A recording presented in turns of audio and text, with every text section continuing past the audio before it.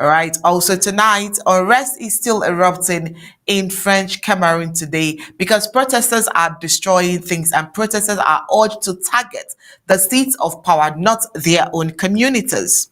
Well, La Republic de Cameroon is gripped by unrest after authorities declared the 92-year-old Paul Biya the winner of the October 12th presidential election.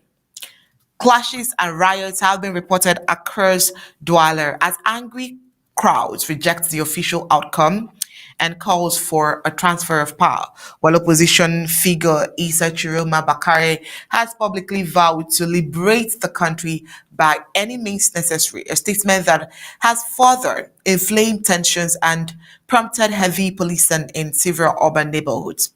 Scenes from the commercial capital shows demonstrators smashing small businesses and municipal infrastructure actions that residents warn will leave communities more vulnerable in the coming years. Local observers and aid workers are saying looting and destructions are already depriving families of essential services and income, and warns that violent attacks risks undermining the movement's broader legitimacy and long-term goals. Civil society leaders and legal activists are urging protesters to focus their energy on high-impact lawful targets where their demands are most likely to be heard. They point to Etude, the presidential complex in Yaoundé, as the symbolic seat of executive power, municipal and regional electoral commission offices which administer and clarify results, and major media outlets and international consular missions as places where peaceful demonstrations, petitions, and legal appeals can attract attentions and pressure authorities without necessarily destroying community assets.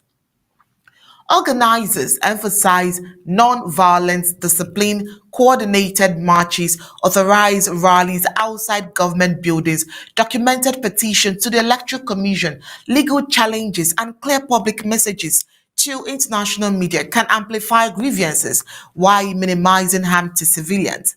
Many community leaders say that preserving hospitals, schools, and small businesses is essential if protesters hope to sustain pressure over months rather than lose local support after a wave of destruction. As the situation evolves, humanitarian groups warn that continued unrest could exacerbate shortages and insecurities.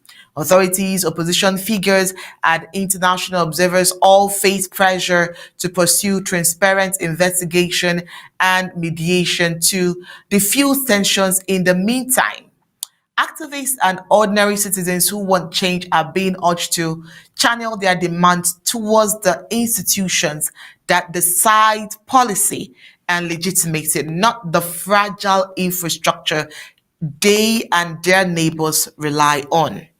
All right. And of course, all Ambazonians are doing at this point is just to sympathize with the neighboring French Cameroons. Right, when we return right after this short break, we would head over to Mali, where the US has removed Mali from controversial visa bond program.